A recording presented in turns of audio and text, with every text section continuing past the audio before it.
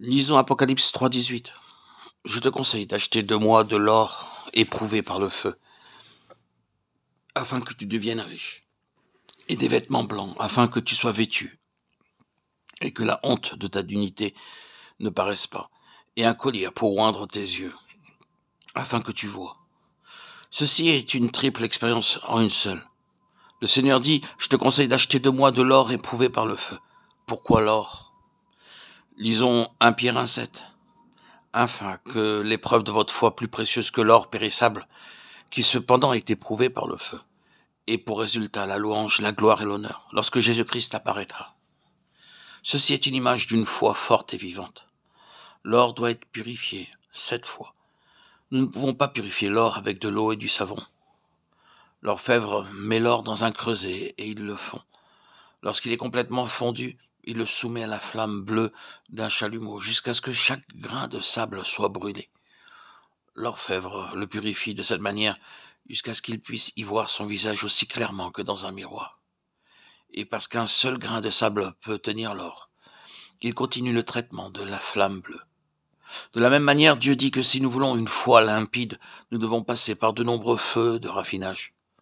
Dans ces derniers jours, nous avons besoin d'une foi forte. Il y a beaucoup de gens qui doutent de nos jours et qui veulent introduire le doute dans notre pensée. Les uns recherchent des signes, les autres des songes. Une foi simple, forte et active est le produit des feux répétés de raffinage de la souffrance. Lorsque le Seigneur dit « Je te conseille d'acheter de moi de l'or », cela signifie que nous devons posséder sa foi et qu'alors ces hommes ne risqueront pas introduire le doute dans notre pensée. Lisons Apocalypse 19,8. Il lui a été donné de se revêtir d'un fin lin, éclatant pur, car le fin lin, c'est la justice des saints. Nous devenons justes par la justice du Seigneur et non par nos bonnes œuvres. Tout d'abord, nos péchés sont pardonnés car le Seigneur Jésus-Christ est notre sacrifice d'expiation.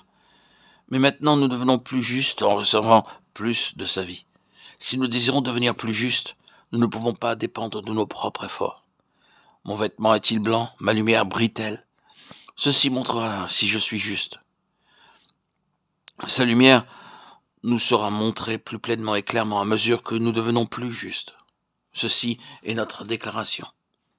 Comme la vie du Seigneur Jésus-Christ coule en nous en plénitude, il est lui-même, en tant que personne vivante, ma justice.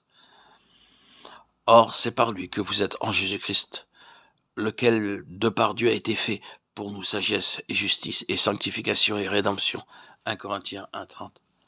Ainsi, lorsque le Seigneur Jésus-Christ prend l'entière charge de nos projets et de nos plans, il devient notre sagesse.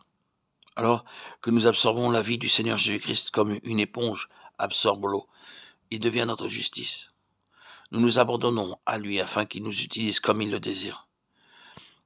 Puis il dit plus loin d'acheter de lui un collier pour oindre tes yeux afin que tu vois. Apocalypse 3,18.